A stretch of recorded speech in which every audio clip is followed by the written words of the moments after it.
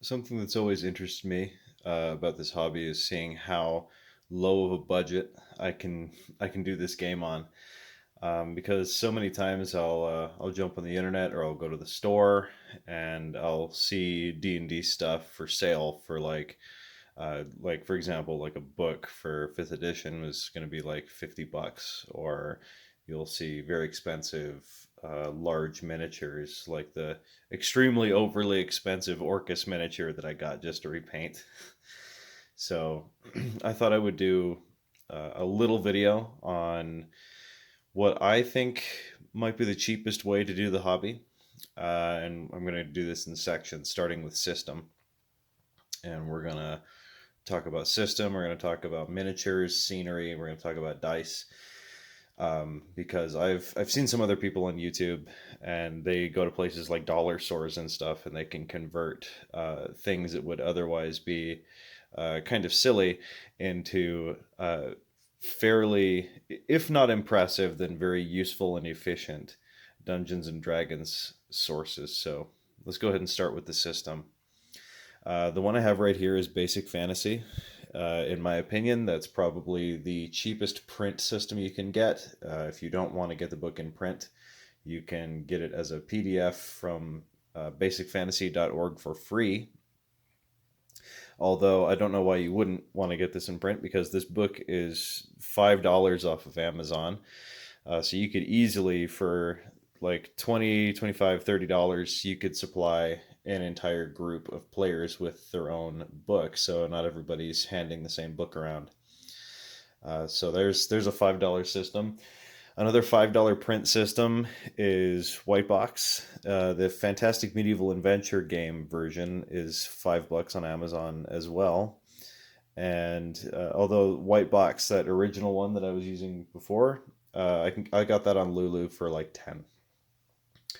Alternately, if you want to go a little bit more expensive with a little bit more of an old school feel, you can use Swords and Wizardry Complete. I got this for $25 off of Amazon. And last I checked, I think Frog God Games still has the PDF for free. I'm not much of a PDF guy, and all of those games have reasonable amounts of like support and resources and just different supplements you can get. Basic Fantasy has lots of different classes and things that are available off of the basicfantasy.org website, and they're they're all free. Swords and Wizardry has a fair few. It has a fair few resources and supplements as well, and I think they're more or less comparable. In terms of dice, these dice that you're looking at here, these came from Dollar Tree, and it's $1 for 7 of these. I bought 3 packs of them. And the reason I usually get 3 packs of these is for the 3d6 to generate ability scores. That's just the way I do it. A lot of people do roll 4 and then drop the lowest, but I tend to, just for speed of generation, not any kind of hardcore, not any kind of like super hardcore grognard part of myself. It's just faster to do it like that. But yeah, easily it's $3 for 21 dice. So that's a pretty good value. Other dice, dice aren't like super expensive unless you're going for unless you're really going for style. The black ones that I typically use, I can't remember how much these were, but they handle more or less like these dollar packs of dice. Um, but I was pretty amazed. I had no idea Dollar Tree even had even had anything D&D. But I suppose the hobby is becoming more popular, so I'm guessing a lot of people are wanting to do it on a budget. So that's a really good option. That's this was amazing. I found these yesterday. I was thoroughly impressed. So that's as far as you can go for dice. There's also free apps you can get off of. I think Google Play, or anyway, there's free dice roller apps. You don't have to have physical dice, but if you want the physical dice, just because you like rolling them, you like looking at them, yeah, $1 for a whole set of dice at Dollar Tree. Excuse me. But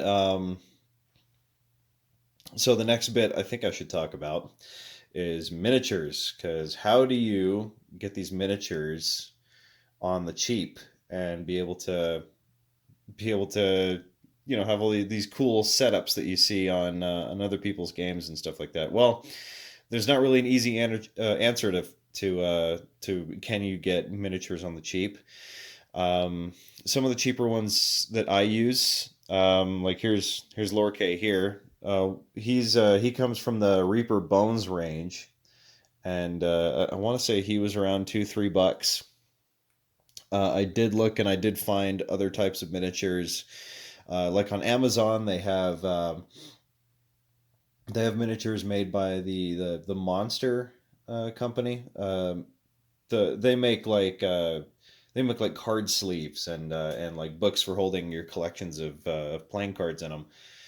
But I recently discovered, and by recently I mean last night when I was researching for this, I discovered that they actually do packs of like tabletop miniatures, and they've got like they usually do like $12 a pack, and it's got like 8 miniatures in it. So these miniatures are all like they're themed, so you can get like goblins or orcs or skeletons or bandits or zombies or things like that. I can't remember if I saw any adventurer miniatures, but if you want, I mean, you're definitely getting what you pay for. They're not the best molds from the looks of it. I haven't seen any of them physically, but just from looking at it, they'll get the job done for sure, but they're not going to look terribly impressive.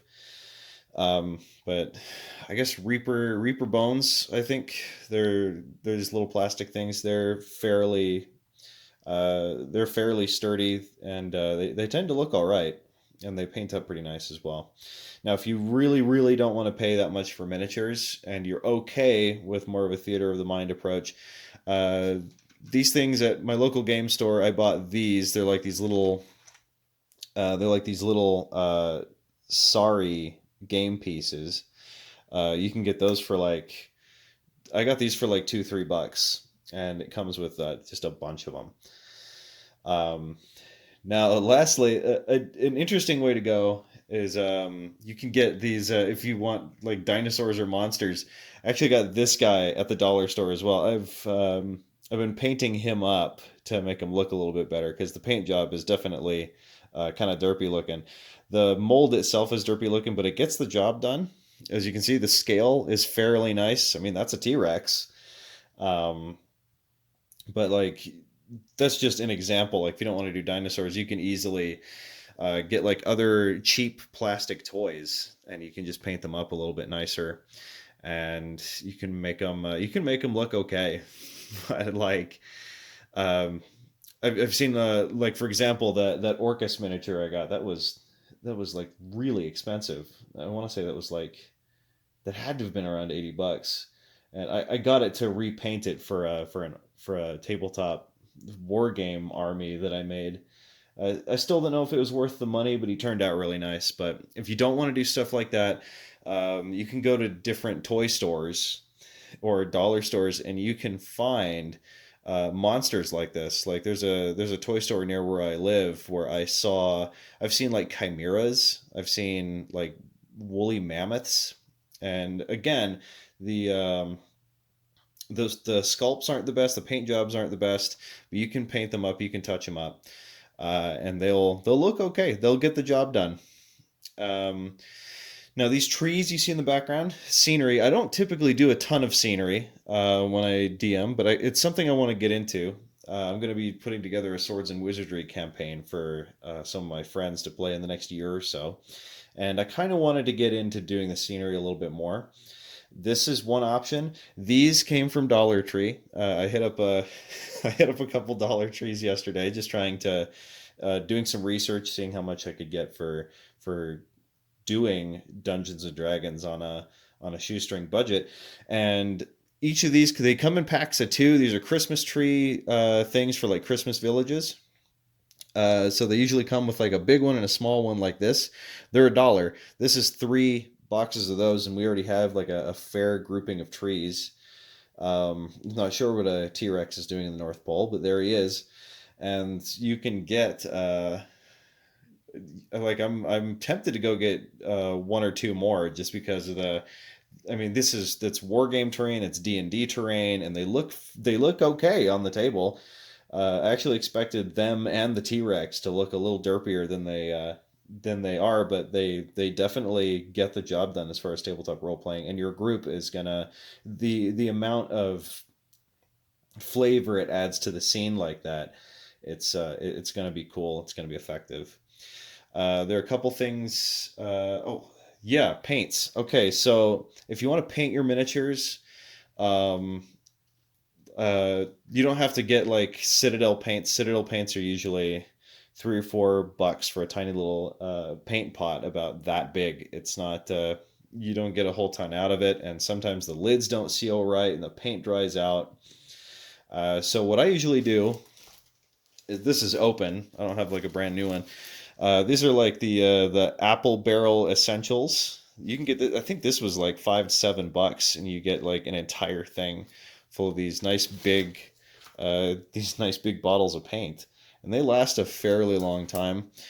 Now, if you want to get like metallics, like her sword there, that's I actually did use a Citadel paint for that, but you can get metallics at Walmart for like just a couple bucks more than like the Apple Barrel and the Apple Barrel box thing here, and they look pretty good. Making washes is as simple as putting a color like brown or black in some water and adding a tiny bit of dish soap, mixing it up, and you've got a wash so you can shade your guys. I'm not exactly sure how to make the blood yet.